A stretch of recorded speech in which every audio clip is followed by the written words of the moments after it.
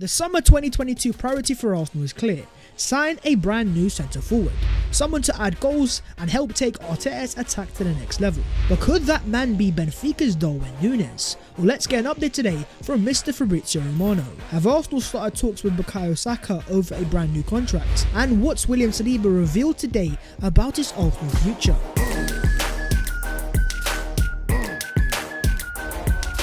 Yo, what is going on, guys? My name is Babs14. Welcome back to your boys channel. I hope you guys are surviving during this international break. It is difficult, I understand, but your boy is here with that Arsenal content. So if you enjoy, go down there and smash a like, and also do subscribe to the channel if you are new, because we are on the road to 80k. But let's get straight into that Arsenal news, and starting off with Arsenal striker targets. In the past, we've had Pierre-Emerick Aubameyang, an elite goal scorer. He's scoring goals for fun at Barcelona, but he didn't quite have the hold-up play that Alexandre Lacazette had. But unfortunately, in terms of Lacazette, he doesn't have that goal-scoring threat going forwards to give Arsenal the goals that we need. The next step for Arsenal is going to be to sign a striker that's a bit of a hybrid. And as Ryan Taylor is reporting, Mikel Arteta and Edu plan to spend big on a new marquee 9 this summer. Arteta wants a dynamic centre-forward capable of playing with his back to goal, but also capable of getting in behind defences at the tip of his 4-3-3 system. For a 4-3-3 to work at its best level, you need to have a striker that's able to play with his back to goal, to combine with the likes of Smith Rowe and Saka. When they make runs in behind, if the striker is capable of playing passes in behind, then Arsenal are going to be in business. But on top of that, Mikel Arteta wants a goal getter who's also got the pace to run in behind, and that type of profile with the link-up play combined,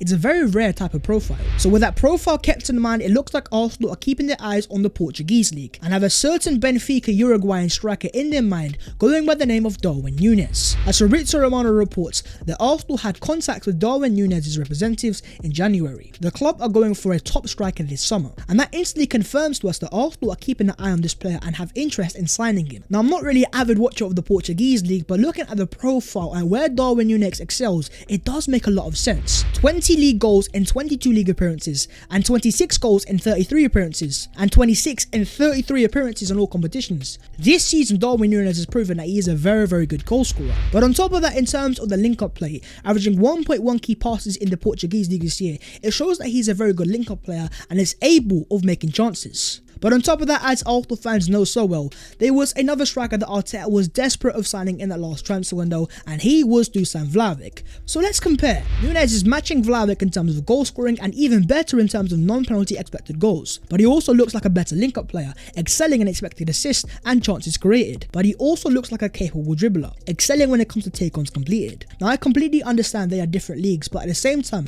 as shown in the past by other clubs, signing players out of the Portuguese league, especially Benfica, isn't the worst of options, and this can only be shown by Man City. They have signed the likes of Ederson from Benfica and Ruben Dias, players that came in for the Portuguese league, hit the ground running straight away, and are now important parts of their spine of the league winning teams. The Uruguayan is also 22 years of age, turning 23 in the summer, so even in terms of age profile, he does suit Arsenal's targets. So he has the goal scoring pedigree, he's a very good link-up player, he can dribble, he has a decent turn of pace, he's 6'2" in height, keeping in mind that Benfica are a team that normally demand a high price tag. Ultimately speaking, profile and stylistically, it does make a lot of sense. But what do you guys make of Mr. Darwin Nunez? And is he a player that you guys would like to see Arsenal sign? Let's talk down below in the comments. Keeping it on the strikers, according to Ryan Taylor, Alexandre Isak, Jonathan David and Dominic Calvert-Lewin are all names of interest. Arsenal are now also monitoring other targets including Darwin Nunez, Victor Osimhen and Armando Broja. Background talks within the agents of Nunez have already taken place.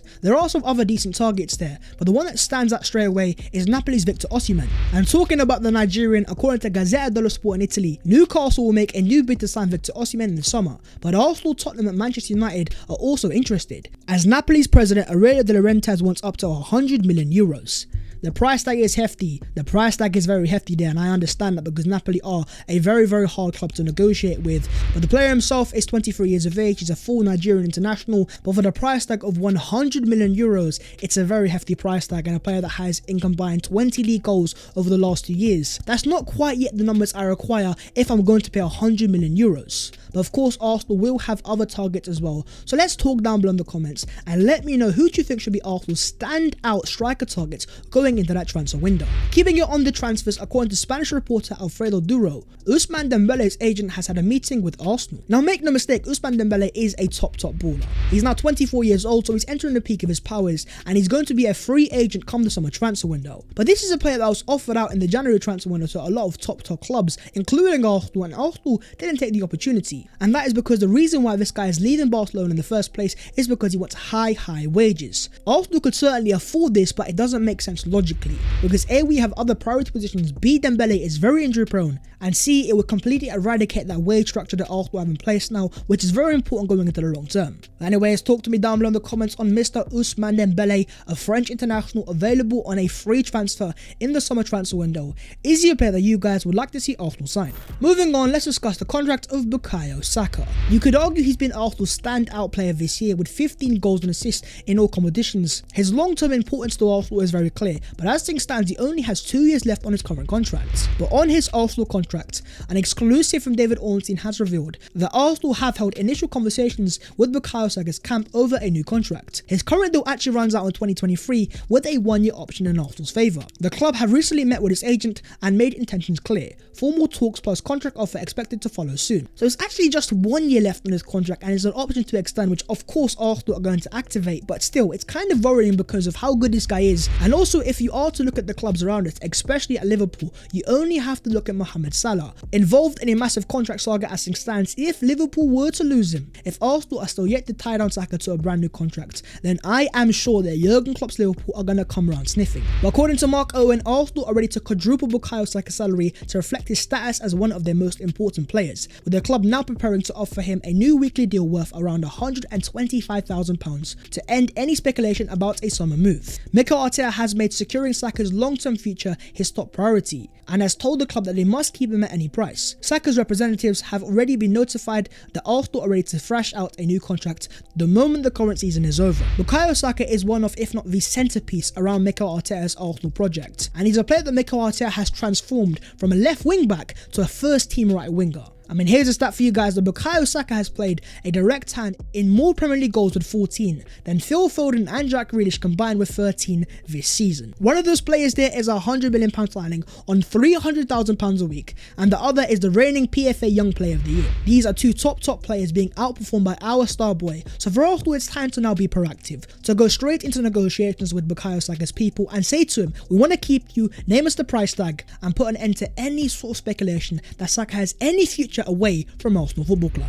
But in a current market where Jadon Sancho is getting over £200,000 a week, in your opinion, how much do you think Arsenal should be offering Bukayo Saka when it comes to weekly wages? But talking about the Arsenal wages, here is our 2022 wage structure. And as you guys can see, our highest earner is Thomas Partey, earning £200k a week, with second being Lacazette, third Nicola Pepe, fourth Ben White, and fifth Kieran Tierney. The more that you dive into this graphic, the more incredible it looks. First things first, Martin Odegaard tied down to a 5-year contract on £79,000 a week. In comparison, the likes of Bruno Fernandes and Kevin De Bruyne are on well over 200. And then you have the Arsenal star boys in Bukayo Saka and Emil Smith-Rowe, arguably our best players this year, both on a combined £70,000 a week. It just goes to show that Arsenal need to address this. They need to show their star boys, their more key important players for the long term, how important they are. But it also means that Arsenal have so much room for big signings. But how do you want to see Arsenal operate in the next transfer window? Should we keep on signing players that are a bit low key, that aren't big names, that aren't going to ask for massive wages? Or should Arsenal go out there, be aggressive and sign some big hitters instead that have egos, that are going to raise the level but also raise the wage levels as well? Gabriel Martinelli on his position in the Brazilian national team. I would rather play from the side, left side specifically. My main position is left winger, cutting inside. Now, a lot of Arsenal fans, including your boy, see Gabriel Martinelli as a long-term centre forward. So the fact that he's come out and said that him saying that he sees himself as a left winger is very interesting. Now, that's exactly where he has been starting for Arsenal, but going into the long term, I think a lot of Arsenal fans still see him as a centre forward. So talk to me down below in the comments, and what do you think in the long term is going to be Gabriel Martinelli's best position at Arsenal Football Club? William Saliba in a recent interview has come out and said, "I've never hidden the fact that I feel good here. I think discussions will take place afterwards, at the end of May or early June, between Arsenal and Marseille. We'll decide at that point. Staying on here would definitely not be a bad idea, but it doesn't depend on me. Now, since these quotes have come out, it has caused controversy and panic stations around Arsenal Twitter.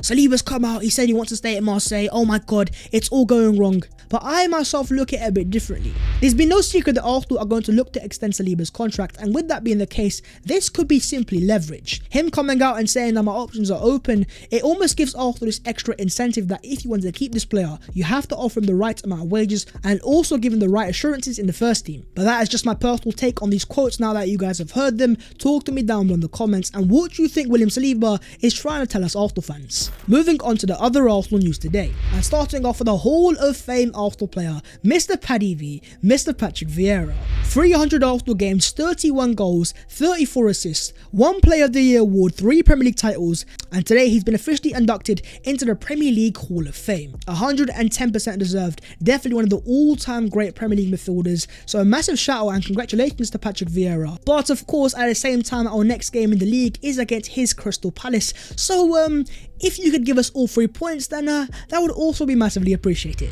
According to The Athletic, Arsenal players that are not on international duty will be spending their time training as usual at London Colney. It's actually very funny because of course Arsenal have so many players out there on international duty. One of the only players that isn't there is our striker Alexandre Lacazette, so one can only imagine that Mikel Arteta will use his time spending over 2 weeks in intense training with Lacazette, not only in terms of his fitness but more importantly his finishing. But talking about Mr. Lacazette, here is his forward template comparison radar for this season, with Lacazette compared to the Premier League average, and as you can see, Lacazette actually is a very decent striker. Top in terms of attack value added, decent in terms of pressing, very good in terms of passing efficiency, and really good when it comes to open play key passes. Still very important to Arsenal, but we all know his deficiency, and that is in front of goal. He isn't the best of goal scorers, not the best of finishers, and that is where Arsenal will still need to sign a long-term improvement. But here is actually a graphic which shows how the Arsenal performances have compared to the Premier League standards this season, and it just goes to show that since Arsenal dropped Aubameyang, gave Lacazette the armband, Arsenal have sustained Champions League form week in week out.